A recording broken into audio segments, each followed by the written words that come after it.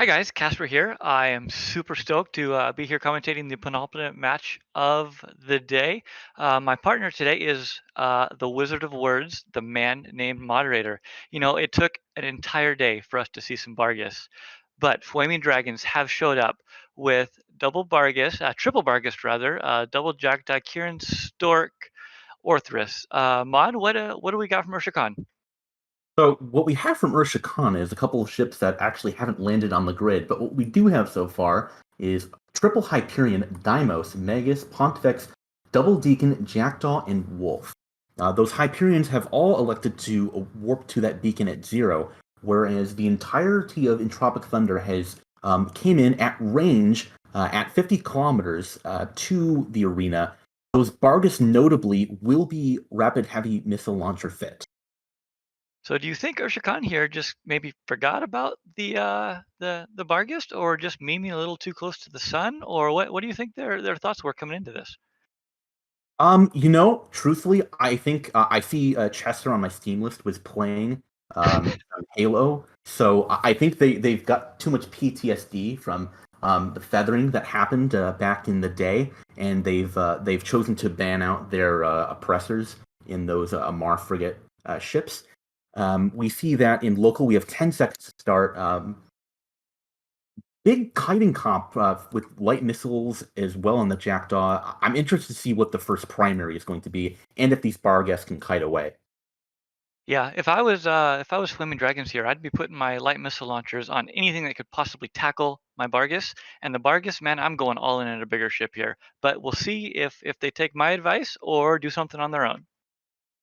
Yeah, so far we're not seeing any target painters from the side of Entropic Thunder. We are actually now to the Hyperion of Frank K.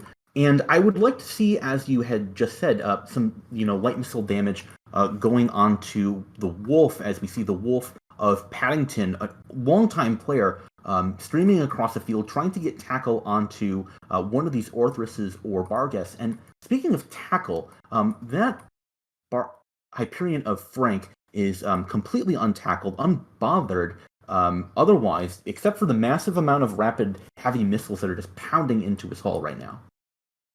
Yeah, I'm kind of interested to that. Stork kind of early went to high five the enemy team, but oh my word, Hyperion just pop. They're still going to have some left in the clip. They might be able to be smart and choose maybe the Wolf or the Pontifex with what's left in their clip on the Bargus. Yeah, I would agree with you here. So the clip, you can kind of time these things out if you're super familiar with kind of how rapid heavies work. I think they'll get 40 winks pretty low, but I don't know if they have enough in the tank to actually kill him. As I say that, though, it seems like they're just breaking through all of his armor anyway. I think the reason there is the Deacon pilot of Czar. Not to throw too much shade, but he might have forgot his prop mod for the first couple of seconds. He's about 100 kilometers away from his partner Harkon, who's trying to rep 40 winks. But I mean, a Deacon, right? You need both of them there to do any semblance. Yeah, that will be kind of disaster striking. We see one of the Kirins of Zhang Zwen is being primaried, but he's not tackled. And so far, what we see the Bargus doing is the kind of the classic burn away, and then use the edge of the arena to kite around, and they're all correctly kiting the same way, just burning off to their left. And they're just dragging this entire Ushra'Khan setup, like Satoni was talking, as you are forced to close range against missiles. They're going to apply, even better damage. And we see that the Bargus have reloaded. We see 40 Winks taking just chunks of his armor going Hey, down. watch Nico in this Orthrus. He needs to make some evasive maneuvers very soon, or he's going to be at the edge Oh of no. glory.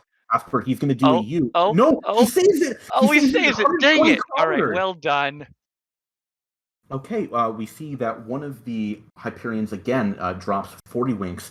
Usher is rapidly running out of damage to do. We can see the attack bar and the defense bar from Entropic Thunder compared to Usher Khan.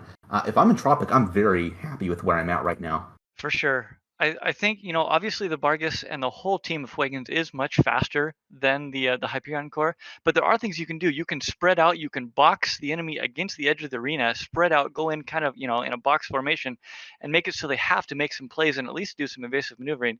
It almost looks like all of the Urshikan team are way too far together and makes it way, way, way too simple for the quicker Bargus team just to go around in circles, feathering like Chesser and kicking their butt. So Kavegi did get caught by one of the Hyperions here, and he has been held down. But we saw that a minute ago, Wellsafe Innsbruck ran all the way to 126 kilometers and was explodificated by the edge of the arena. That's tragic if you're Ushra'Khan because you need that Jackdaw to get on top of one of these Bargus, get on top of something, and be able to pin it down. And XVII, interestingly enough, is not breaking at this point. One Hyperion and one Deimos versus a cloud of rep drones on top of XVII. Yeah, I'm really interested. I mean, do you think the smart play is here to keep on this Bargus, taking time, or do you switch and whack these Logifrigs that are in repping the Bargus in amongst the entirety of this close range team of Ushra'Khan? I mean, I would like to kill the logistics frigates, but what do you kill them with? You lost your Jackdaw. You have one Wolf. You have one Pontifex and one Magus that can really do a good job of that.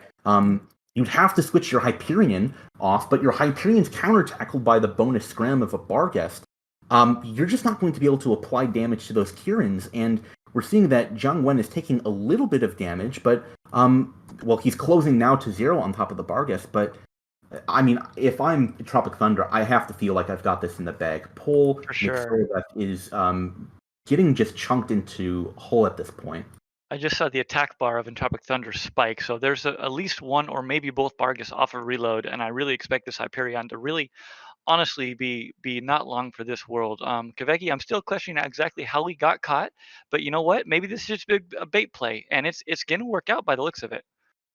Yeah, it would appear that one of the, I believe, Pontifex for the Magus was able to catch Kavegi as he was trying to kite around the edge of the arena, but Pole McSilabeth is just, oh, maybe we're out of Barghest clips because he's just surviving in a fraction of that hull. Oh, so Hyperion frustrating.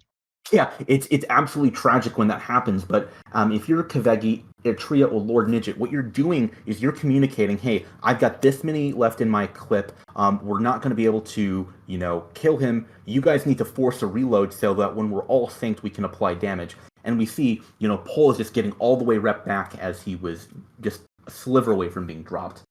Very interestingly enough, as we said at the start of the match, man, you have two Orthruses and two Jackdaws, which apply perfectly, almost perfectly to frigates. Hello, there's two Deacons there, there's a Wolf, there's a Magus there. Why aren't you doing some work there instead of putting everything into one bigger ship that I think the Bargus could honestly do on themselves?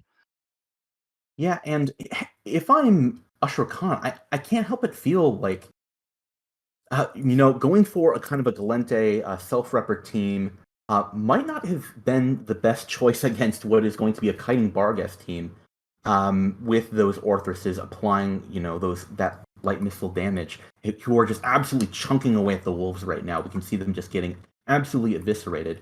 I can't help but feel, something a little bit faster in lieu of kind of these rush teams that we've been seeing, or something like an armor platform that doesn't have to be at 0 to apply damage might have been a better call.